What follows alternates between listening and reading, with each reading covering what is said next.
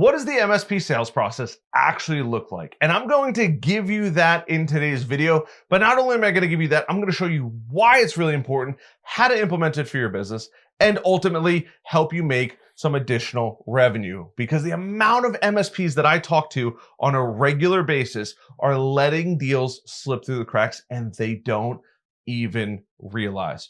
My name is Harrison Barron from growth-generators.com. We help MSPs with sales training and marketing. Before I get into today's video, I do have to mention two quick things. Number one, there is a masterclass down below. Go check it out. The feedback that we have gotten is absolutely fantastic, and it is consistently evolving and becoming better. So if it's been a while, you might want to go check out that masterclass. Number two, come hang out in the Discord. It is a beautiful community of people, of MSPs from all walks of life, in all stages of the journey, all helping each other. I hung out in there the other night. We probably had about 30 or so people in voice chat asking questions, getting the answers to help them grow their business. It was truly, truly incredible. So let's talk about the actual sales process that you're going to need to go through. And I got the handy dandy whiteboard behind me because we're going to dive in with my Infinity Stones set of dry erase markers here. And I'm going to walk you through the exact process that you should be following, including some tips and tricks. The first thing is you have to have some kind of lead. You have to have somebody interested, because otherwise they're just in this pool of people who don't really know about you, right? So we're just going to draw this person, and hopefully that person is somebody who's seen your stuff. And in this case, we're going to call this person a lead because you've at least spoken to this person. It's not a prospect where you have no idea. You kind of know that maybe they might have an interest, or at least they would be a great fit for your business, which is amazing. Now, ultimately, you're going to need to talk to this person in one way or another, whether that's marketing, that's phone calls, however you choose to communicate, emails, it does not matter. But the first step in this process that you need to follow is they need to have some kind of interest here. And I apologize because my handwriting is absolutely atrocious, but they have to have some kind of interest in your stuff. I'm just going to write int up here, and I'll label all of these down in the description down below. So that way, for those of you that can't read my horrendous handwriting, you can still get the information. They have to have some kind of interest, right? They're going to go to the first step. And the first thing is, hey, I didn't really know. I never really thought about, you know what? We could use an IT company, or I don't like my current IT company. Something. They should be saying something that triggers something in your mind of saying, oh, I might be a good fit for them. That is the first step. They have to show some kind of interest, because if they don't really exist. They need to say something. And the first thing that you want to do, whether you're building this out in a CRM, my favorite one, Go High Level, is listed down below. You could use HubSpot, you could use Salesforce, Pipedrive, Keep, the list goes on and on. Use something that you love. I would try to avoid an Excel sheet. I'd even try to convert maybe a free version of Monday.com or ClickUp into something like this, but you have to have some kind of process and a nice little table. And what you're going to do is you're going to create basically a tile. And if you have a whiteboard laying around, you can 100% do this all on Post-it notes. I don't know why you would, but you could if you wanted to. But this person now moves into the interest column, or the interested column, because they've expressed interest in something that you could benefit them, that you would provide.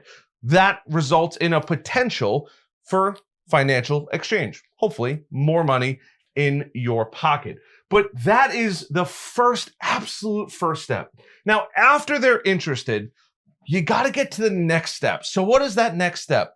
In most cases, if you can go there, or if not, you're going to do this over Zoom, you need to book an appointment. You need to get a solid time on the calendar. So that way, you know, hey, I need to show up at this time or jump on a call. And they know I need to attend that. So you can see if you are a good fit for them and they are a good fit for you. So the second step technically is going to be an appointment booked. You have to book an appointment, because without that, you have nothing.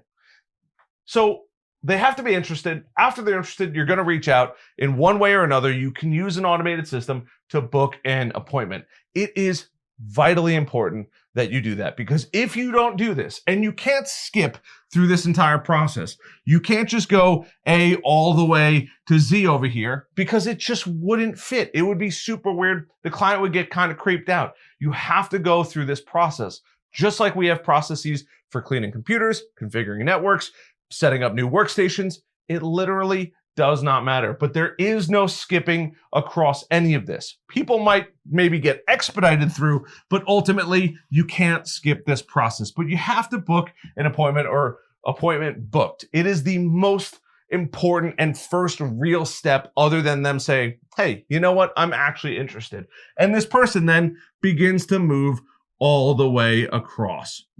And the nice part is if you do decide to use a CRM, you could attach the finances in here. And I don't like green because green stains my whiteboard, so we're going to go with blue. But you could talk about the finances in here, who that person is, right? We have a first name, we have a last name, we might have a phone number in there. Whatever it might be, information that you are going to need to consistently get this person through the process. But the first, they have to be interested. Next, you have to book an appointment. Get some time on the calendar. Make sure it works out for both parties. Use some kind of scheduling app, Calendly, and make your life easy. Now, after they book an appointment, guess what you gotta do? You gotta show up. That is the third step.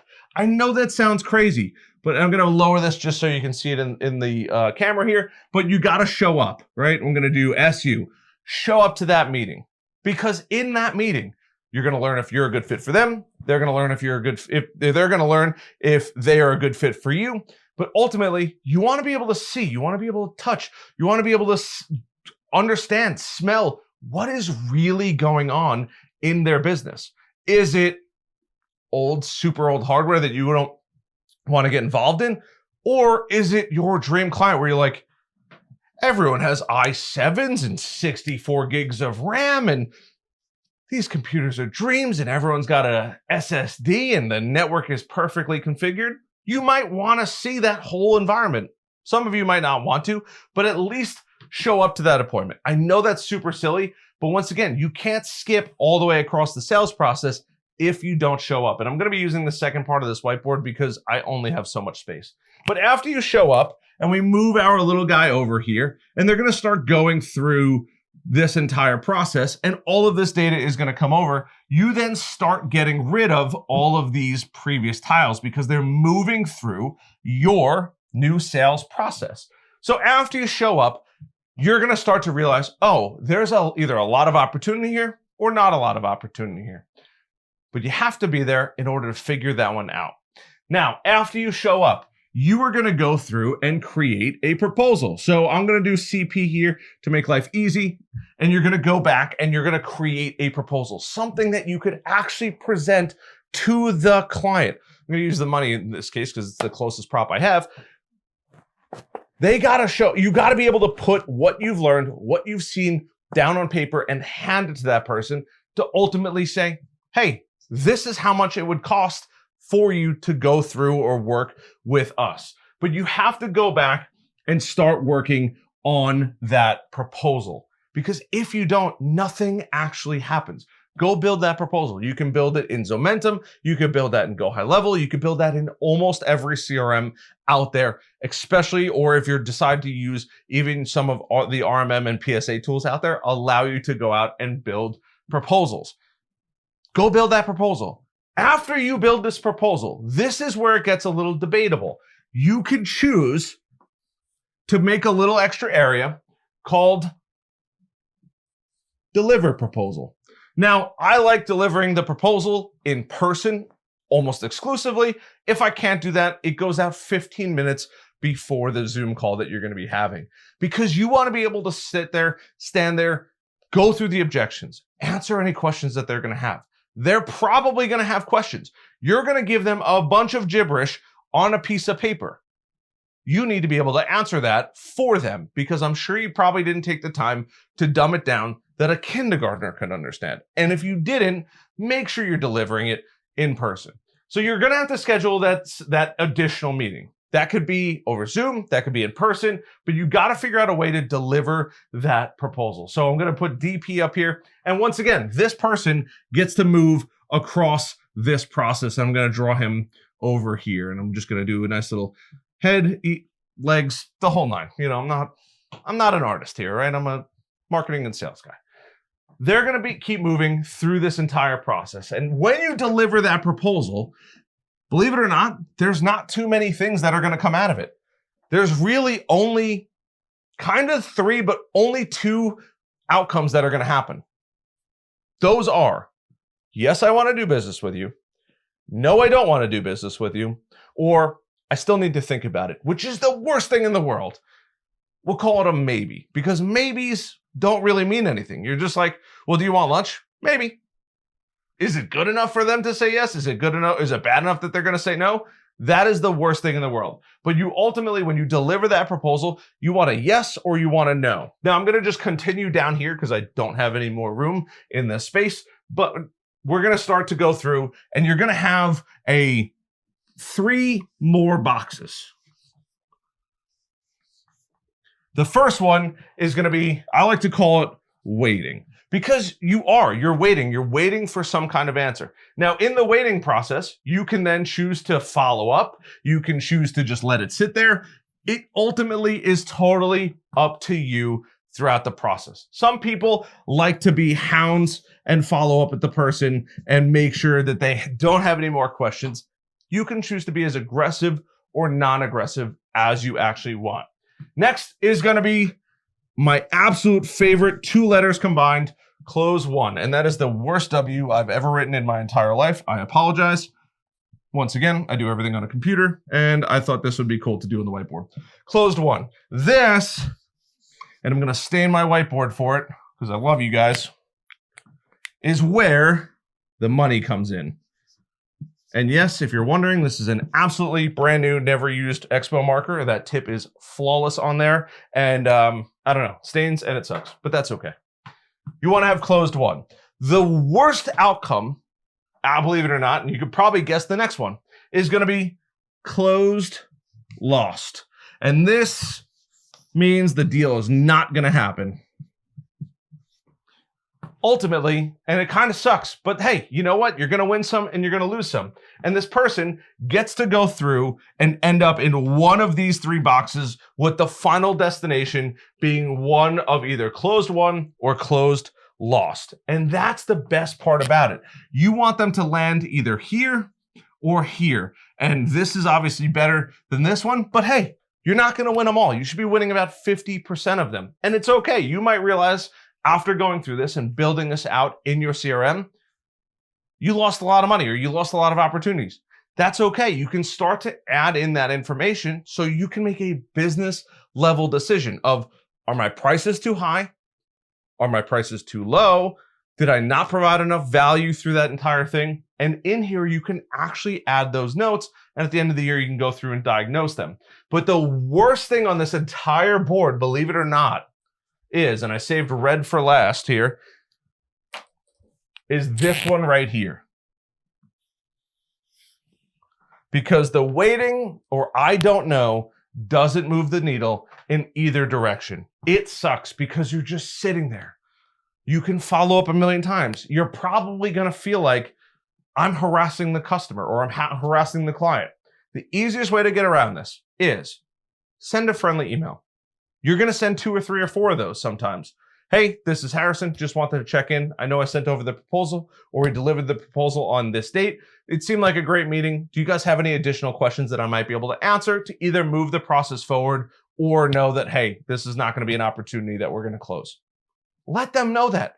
They are human and you are human. You want the answer and they need to make an answer, because you don't want to harass them and get on the do not call center or put your name on a list of some sort. I know it sounds funny, but I've seen people follow up a little too much, like every single day and sometimes multiple times a day. Waiting stinks. You can follow up in a friendly manner 3, 4, even 5 times. Maybe once a week in the first week or 2, maybe every 2 to 3 days, and then follow up. If they don't follow up, or you choose to say, hey, you know what? It's been sitting and waiting too long. It's either got to go to die, or I got to know that I'm getting paid out on the money. There's one thing that you can do, and that is a Hail Mary email. more than likely they're not going to accept the phone call, but you can do this over phone too. I'm going to grab my phone as a prop because why not? And that's what I do. Hey, this is Harrison. I sent over a proposal a little while ago. I haven't heard back from you. I'm going to say it's safe to assume to close your file. I will give you 48 hours to respond if you choose to have me keep it open. Otherwise, I'm going to be closing out and marking it as lost to my system. I do want to let you know that if I do that, I am going to have to go through the entire process again of building out the proposal, meeting with you, and that whole thing, because our proposals are only valid for 30, 60, 90 days. Thank you so much, and I look forward to talking to you. Bye. That's it. You're going to recreate what I just said, for the most part, in your own term and your own words, that exact thing. Because you need this person to make a decision. They got to put money in your pocket, or you got to know that deal is dead. Because this column right here cannot be counted towards money in the pipeline. Super debatable. But this is money in limbo. Kind of like an escrow. You're like, it's kind of there, but it's kind of not. Somebody else is controlling it. You don't even know if it's going to happen. This is the worst spot to possibly be in. So you want to get them out of that. You don't want to be too pushy. Following up over the course of the month, you can automate it, is probably the best thing, but they got to go into closed won or they got to go into closed lost. So let's recap your entire sales process. And I'm going to give you guys some tips too. They have to be interested. There's no doubt about it. If they're not interested, none of this can happen. Once again, you can't skip around and all of these are going to be just shifted over to the right. But they have to show some level of interest. After that, you have to book an appointment. You can't just not book an appointment and send a proposal out. That would be the craziest thing to do possibly ever. Far more crazy than anything Red Bull's ever done. I know that because I am very intelligent, right? That's obviously a large joke. But you have to book an appointment or appointment booked. After that, you have to show up. This is probably debatable. You don't need to put that on there, but some people, hey, I got to show up to the meeting. The appointment's been booked. You can name that whatever you want it to name it. I put show up because you do. You have to show up for the meeting. After you show up in this entire process, they're interested. You have an appointment booked. You're going to show up. You're going to go and create that proposal. Now, this, depending on your proposal, might take you quite a while because there might be hardware. There might be research involved. It really depends. If it's just for managed services, creating a proposal is going to take no time at all. And after you create that proposal, you have to go out and actually put it in their hand. Otherwise, none of this actually matters. So you have to deliver that proposal in one form or another. Pro tip, always deliver it in person if you can. Never send it to them early. And if you're going to do it over Zoom, 15 minutes before the call is the sweet spot there. You want to give them some time to review it, but you don't want to just slap it in front of them and say, well, here it is. You got to give me the answer right now. Sometimes I would send it to them while I was on the way to the appointment. That way they had 15 to 30 minutes to digest it as well. And then after you deliver that proposal, it immediately goes into waiting. It has to. This is the process. I'm going to draw a nice little line here.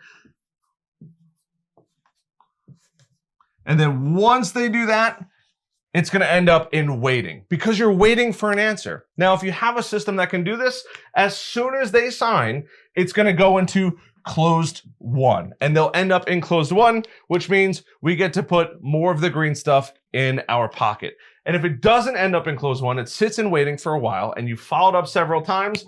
Unfortunately, it's going to have to skip all the way over closed won and closed lost, and it's a dead deal. That is your MSP sales process. You can rename these, you can tweak these a little bit, you can modify the process so it works a little bit better for you. But you have to still go through this basic premise of they have to be interested, you have to book an appointment or appointment booked, you have to show up to that appointment, because if you don't, you're a crazy person. You have to create the proposal, you have to deliver that proposal, whether that's a second appointment or whatever you want to call it. And then it's going to go in this kind of limbo phase where you're waiting for the answer. You're going to have a closed won or a closed lost. And that is the process that you're going to follow time and time again to have the best success when it comes to your MSP sales. It has worked for my MSPs. It has worked for my customers' MSPs. It has worked for every single salesperson out there, depending on what you're selling, especially in the MSP industry. And this might take a while. This is not something that's going to happen in a day or two. It could, but the MSP sales process is quite long. You might find out they're interested It might take a month or two for you to book an appointment. It might take a week or two for you to show up to the appointment, right? Because you booked it. To create that proposal might take a day or two. To deliver that proposal, it might be a week or two. And it could be sitting in limbo for up to 30 days or 60 days, whatever you're comfortable with. But at some point, you have to decide, is it a closed won or is it a closed lost scenario? I hope that this video helps you. I hope you're going to dial this in for your own business, but that is the basic process that you need to follow in order to stop losing deals and start making them. Because when you follow this process and you fill this out with all of your little cards, it makes life tremendously easier. If you've made it this far, I hope you hit that like button, hit that subscribe button and notification bell. I wish you the best success. Check out that masterclass down below. Check out the Discord down below. There's also a bunch of super helpful links down there. I'll see you guys later. Love you guys.